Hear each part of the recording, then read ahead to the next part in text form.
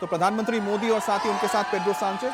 राष्ट्रपति माफ कीजिएगा प्रधानमंत्री हैं स्पेन के, तो दोनों ही नेता इस वक्त खुली गाड़ी में सवार होकर अपने गंतव्य स्थल यानी कि टाटा एयरबस का वो प्लांट जहां पर भारत C295 विमानों का निर्माण करेगा और पूरी दुनिया में भारत की जो एक बड़ी छाप, बड़ी पहचान बनने जा रही है, क्योंकि आने वाले वक्त में यहीं से पूरी दुनिया में C295 विमानों का निर्यात भी किया जाएगा और भारत एयरक्राफ्ट मैन्युफैक्चरिंग में एक नए आयाम को छूने जा रहा है। आज के इस उद्घाटन के साथ ही आज के इस प्लांट को जैसे ही प्रधानमंत्री मोदी इनॉग्रेट करेंगे, जी निर्णय ये यहाँ पे एक बात और ऐड कर देनी चाहिए कि इस प्लांट की सिग्निफिकेंस ये भी है कि यहाँ सिर्फ निर्माण नहीं होगा इस फाइनल असेंबली लाइन पे, बल्कि ये जितने विमान बनेंगे उनका लाइफ टाइम मेंटेनेंस और ऑपरेशंस की जिम्मेदारी भी इसी प्लांट की रहेगी। और ये एक तरह से हम कह सकते हैं कि पूरा 360 डिग्री फैसिलिटीज जो है वो एक ही स्थान पे यहाँ पे डेवलप की गई है, इंडिजिनियसली उसे और इवॉल्व किया जाएगा। तो ये अपने आप में बहुत बड़ी बात है, इसीलिए इसे मेक इन इंडिया के तहत जो एफर्ट्स चल रहे हैं उसका एक बहुत इम्पोर्टेंट फ्लैगशिप प्रोग्राम के तौर पे भी देखा जा रहा है, जिसका संकेत पूरे विश्व में जाएगा, क्योंकि प्राइवेट सेक्टर में पहली बार इस तरह का इनिशिएटिव जो है वो भारत में लिया जो गया है। गुजरात के लोग हैं वो क्या सोचते हैं, जैसे कि हम लोगों ने गिनाया, चाहे वो शी जिनपिंग हो या फिर शिंजो आबे थे, उस वक्त प्रधानमंत्री थे जापान के, वो भी आए थे, ऐसे कई सारे देशों के राष्ट्राध्यक्ष है जो सीधे पहले दिल्ली ना आके पहुंचे थे गुजरात में। तो गुजरात के लोग इसको किस नजरिए से देखते हैं, क्योंकि शायद 2014 से पहले आप बता रहे हैं कि कभी ऐसा नहीं हुआ कि कोई डायरेक्टली कोई राष्ट्राध्यक्ष पहुंचा हो, अभी तो फेरिस्त काफी लंबी हो गई है। देखिए 2014 से पहले हमें परिस्थिति ये थी कि नेता आते थे, बड़े बड़े विदेशों के जो बड़े नेता हैं वो गुजरात आए, लेकिन साबरमती आश्रम तक उनका दौरा सीमित होता था, महात्मा गांधी को श्रद्धांजलि अर्पण करते थे और वापस चले जाते थे। लेकिन नरेंद्र मोदी ने पहली बार गुजरात के जो इंडस्ट्रियल पोटेंशियल है, गुजरात का जो कल्चर है, गुजरात का जो पूरा एक सोशियो इकोनॉमिक डायनेमिक्स है उसको प्रेजेंट किया। और पूरे जो ये विश्व के नेता हैं उन्होंने देखा, जब आपने देखा चीन के प्रीमियर के साथ वो झूला झूलते हुए नजर आए, जापान के प्रधानमंत्री के साथ वो सिद्दी सैयद की जाली का जो मॉस्क है वो देखने गए, बेंजामिन नेतन्याहू के साथ वो पतंग उड़ाते हुए नजर आए आपको साबरमती के तट पर। और आज आप देखिए कि अहमदाबाद से बाहर निकल के यहाँ बड़ौदा के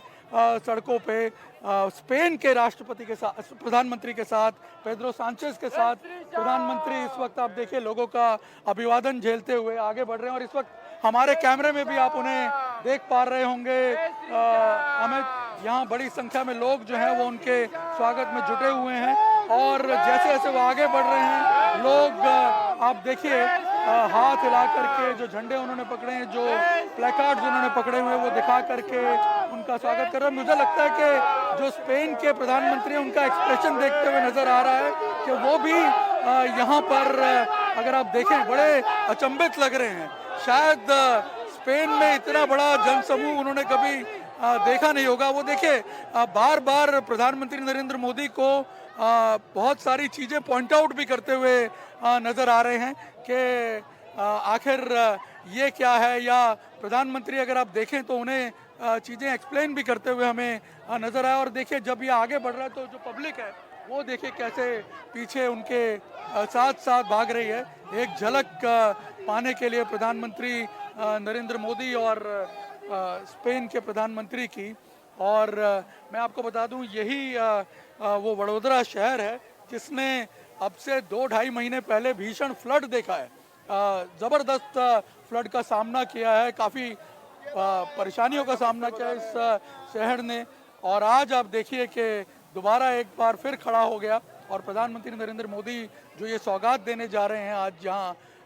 इस शहर को, उसको लेकर के लोगों में भी ज़बरदस्त उत्साह है। अमित जी बिल्कुल, तो तस्वीरें हम सीधे आपको दिखा रहे हैं जहां पर निर्णय भी हमें बताया कि किस तरह से उनके सामने ही से प्रधानमंत्री मोदी और साथ ही पेड्रो सांचेज गुजरे हैं। और स्पेन के प्रधानमंत्री भारत के प्रधानमंत्री मोदी के साथ इस वक्त रोड शो में शामिल हुए हैं। करीब 18 साल बाद स्पेन का कोई राष्ट्राध्यक्ष है जो भारत के दौरे पर आया है, और ये बताने के लिए काफी है कि दोनों नेताओं के बीच जो केमिस्ट्री कितनी अच्छी है, क्योंकि आप बॉडी लैंग्वेज से समझ सकते हैं ये दोनों नेता कई ऐसे मल्टी लेटरल फोरम्स थे, मल्टीनेशनल फोरम से मिले हैं, जहां पर बहुदेशीय एक सम्मेलन जो होते हैं वहां पर प्रधानमंत्री मोदी की मुलाकात होती रही है पेड्रो सांचेज से, जिस वक्त ही उन्होंने तय किया था कि वो उनको भारत के लिए आमंत्रित करेंगे और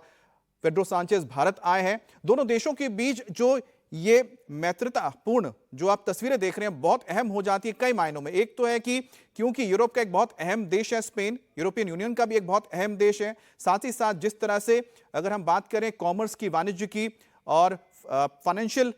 दोनों देशों के बीच ट्रांजैक्शंस की, वो पिछले सालों में काफी बड़ा है। उसका एक सबसे बड़ा उदाहरण आपके सामने है C295 विमान, जिसका करार भारत ने किया था एयरबस के साथ, और एयरबस की जो फैक्ट्री है वो स्पेन में ही मौजूद है, जिससे एक बड़ा ऑर्डर मिला था स्पेन की इस कंपनी को, एयरबस की कंपनी को। अब भारत में भी इस विमान का निर्माण होगा। 16 विमान जो है सीधे स्पेन से निर्माण के होने के बाद भारत आएंगे और 40 का निर्माण भारत में होगा। और जिस प्लांट में इसका निर्माण होगा वहां प्रधानमंत्री मोदी पेड्रो सांचेज के साथ पहुंच रहे हैं और दोनों मिलकर ही इस प्लांट का उद्घाटन करेंगे। आने वाले वक्त में जैसा हम बता रहे हैं कि ये एक ऐसा हब बनने जा रहा है जहां पर C295 विमानों का ना सिर्फ निर्माण होगा, उनकी मेंटेनेंस भी होगी, और साथ ही साथ पूरी दुनिया में जो इंपोर्ट किया जाएगा, जो